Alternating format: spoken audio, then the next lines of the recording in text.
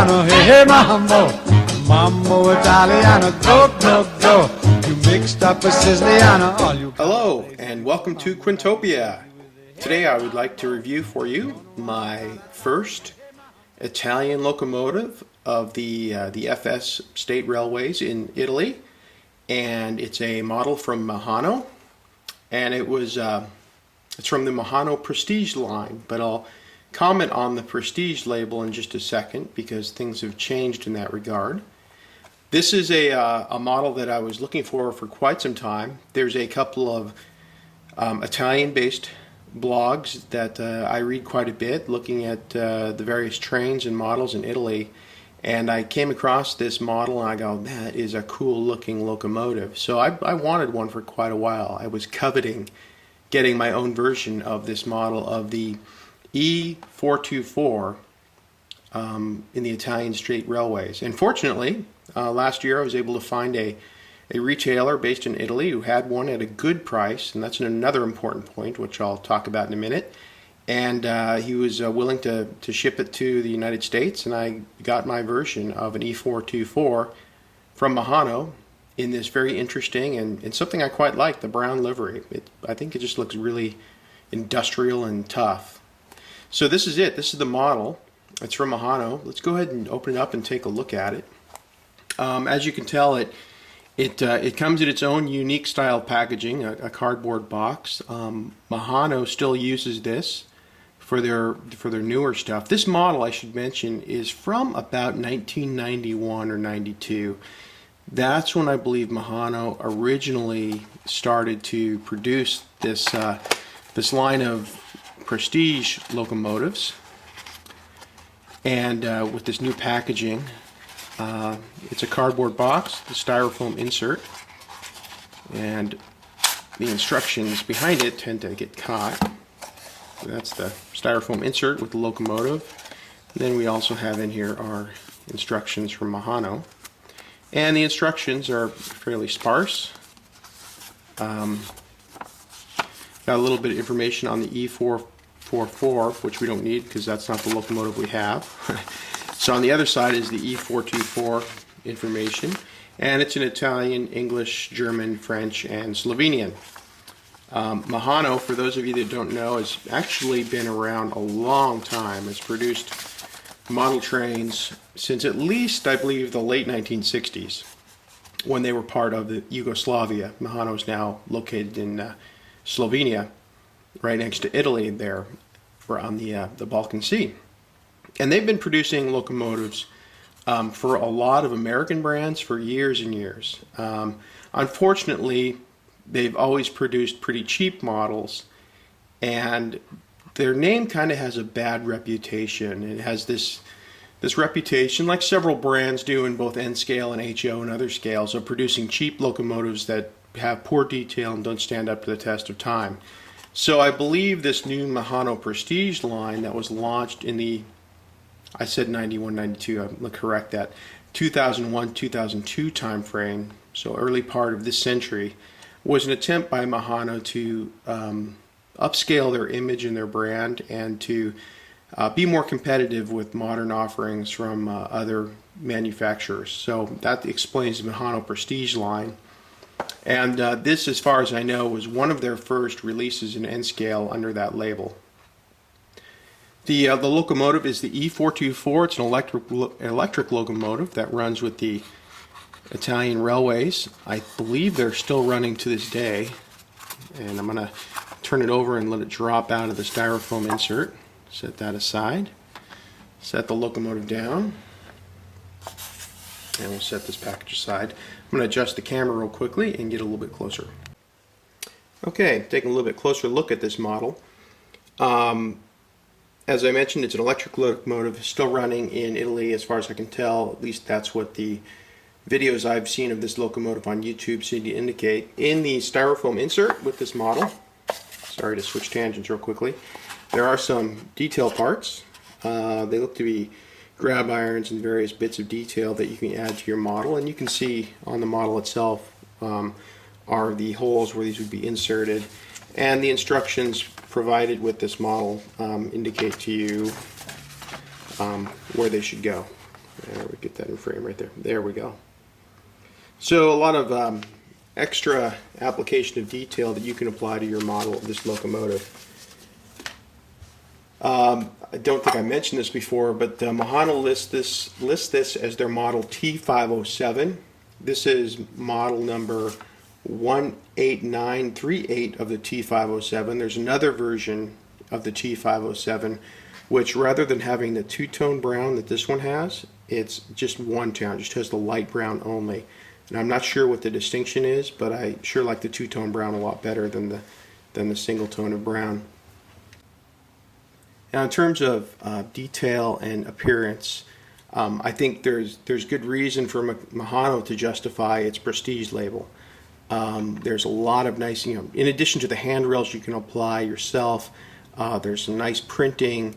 The casting looks really nice with some sharp cutouts for various vents and panels and so forth. And the trucks have some nice deep detail to them, the bogies as we would often call them. Overall, the appearance of this is really quite nice. And you can actually compare this to an older model which I picked up on eBay from Lima. Lima produced the same model, and this looks to me like to be the same model, probably 30 or 40 years ago. So you have quite a difference in production styles and times and methods and standards between these two models. The first thing you'll notice, of course, is the Lima. I'm not sure how well that shows up here in the video. Let me turn it a little bit differently, see if we can get a better angle.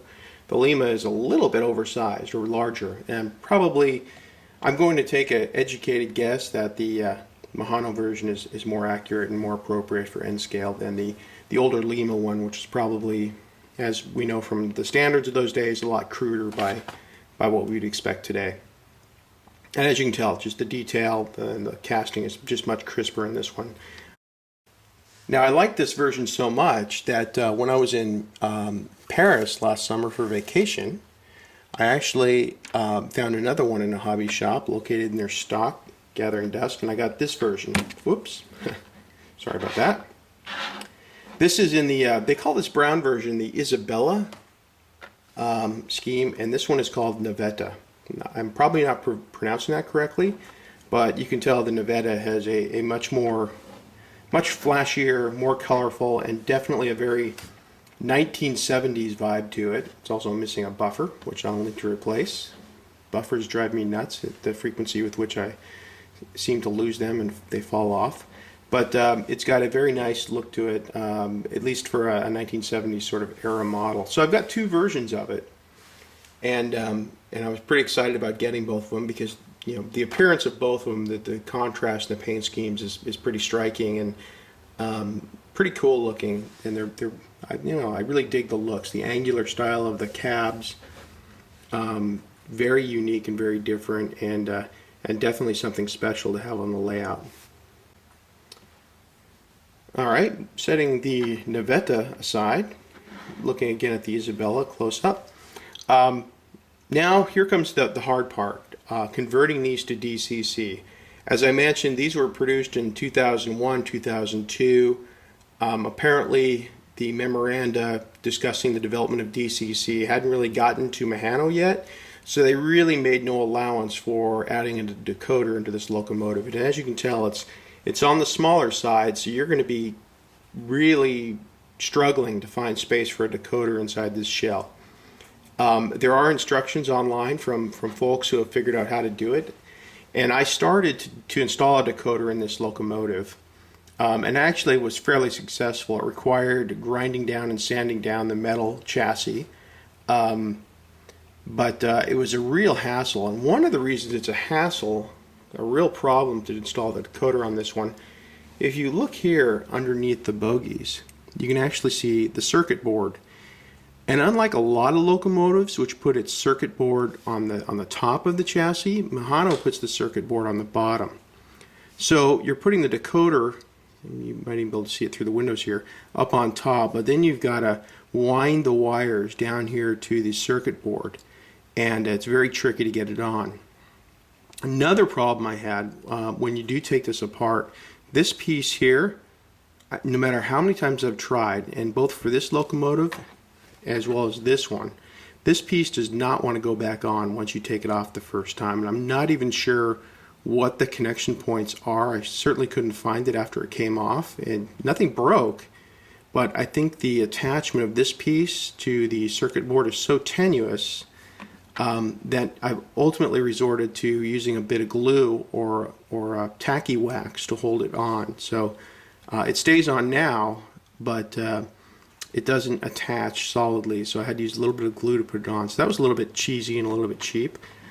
But yeah, like I said, converting to DCC, a huge problem with this. I sent these out to somebody to take over the rest of the installation on this one and do the complete installation on this one. He was able to get it done, but he was very frustrated with it. It was a real challenge, and I felt a little bit bad because these are definitely not simple motors. And these were the most challenging DCC decoder install I've ever had to do.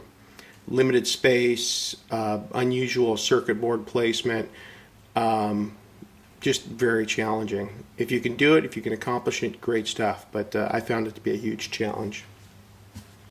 Now, in terms of performance, here's another, what I'm going to say, another bad thing about these locomotives. Despite their appearance and what you would think to be really contemporary standards, I've had some problems with these.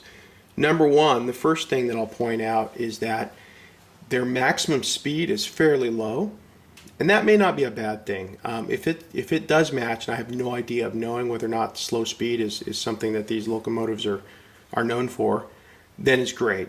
It's not too slow, and I'll actually show you on the layout what the max speed looks like, but definitely not a high-speed runner. And I've also I haven't tested it myself, but from what I've read on other message boards, not a great puller either. Despite the fact the weight is pretty good, and it does have it doesn't have any traction tires.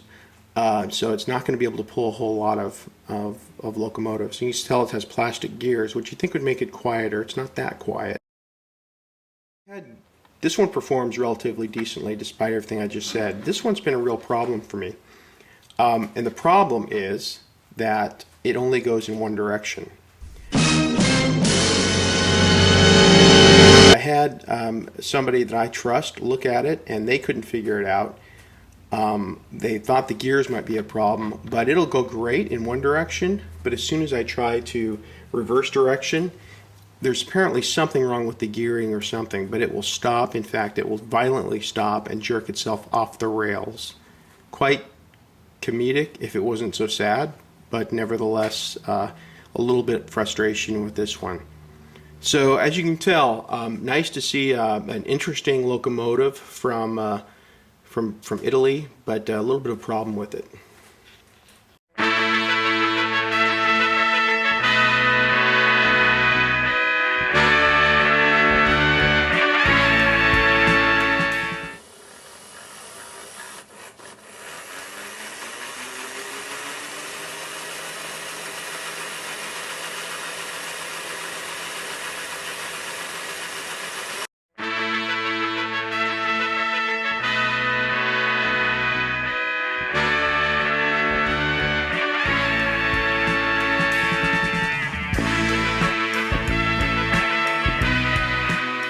Okay, now time for the report card on the Mehano E.424 locomotives for the Italian State Railways. Before I do get in the report card, a couple things I want to mention. You'll notice that in this review, I typically will open up the shell and show it off, but because of the fact that this little piece here is annoying and won't stay on, and it's glued on with some very simple basic white glue to not damage anything or be permanent, I'm not going to open it up. So that should tell you something right off the top.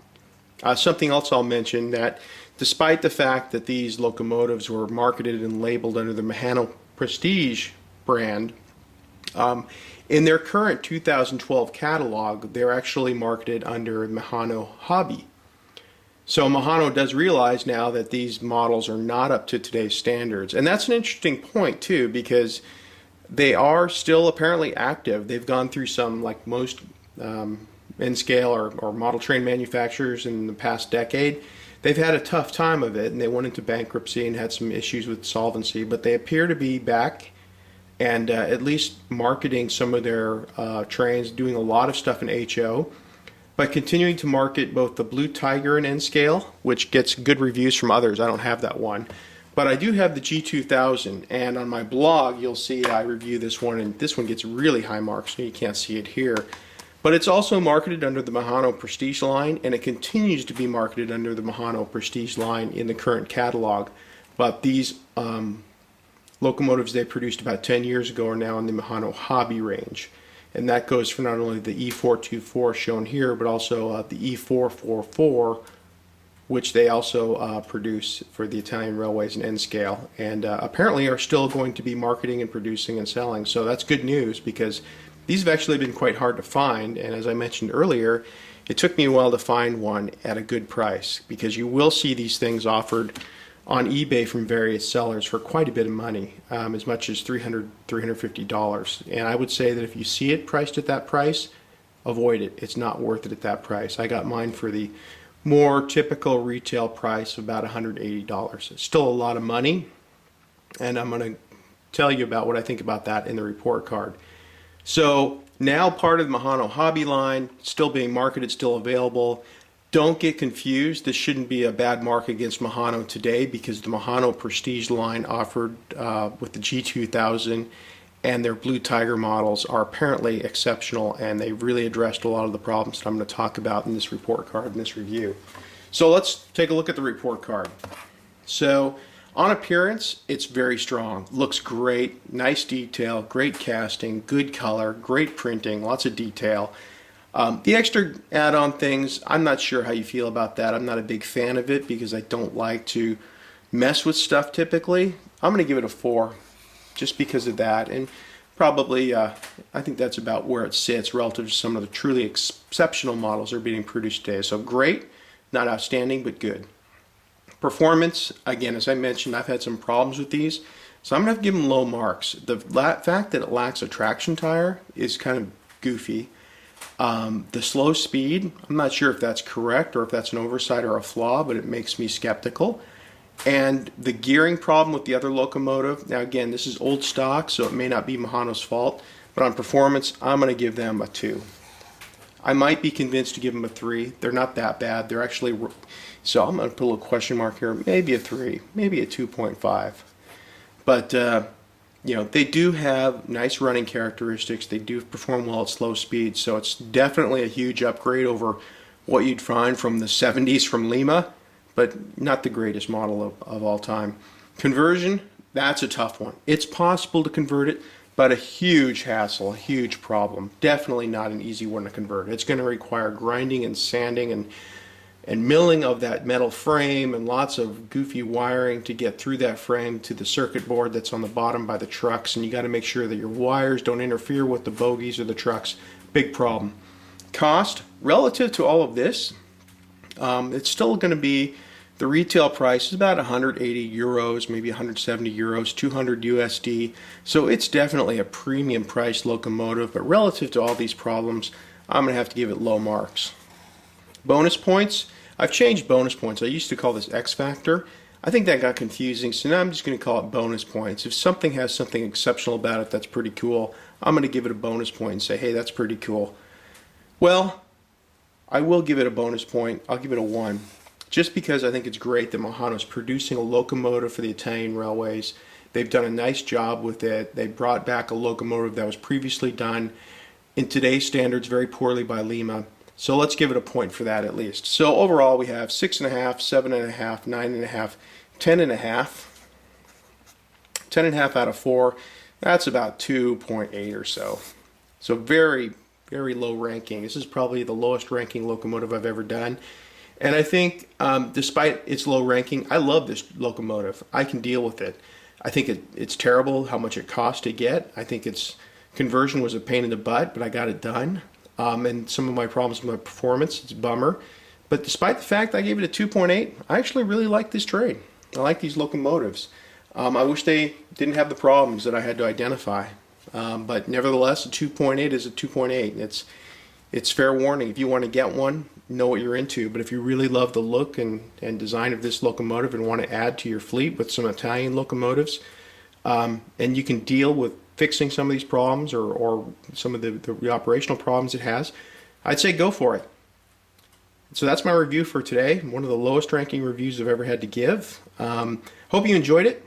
I have some links on my blog covering the same locomotive that will take you to some instructions on how to add a DCC coder to this. These are the instructions I followed, so you can get a little bit more insight into it. And of course, more photos and more information on this locomotive and a lot of other locomotives that I've got in my collection and my fleet. So again, I want to thank you for watching. Please feel free to comment, subscribe, visit my blog, and enjoy your trains. Thank you very much.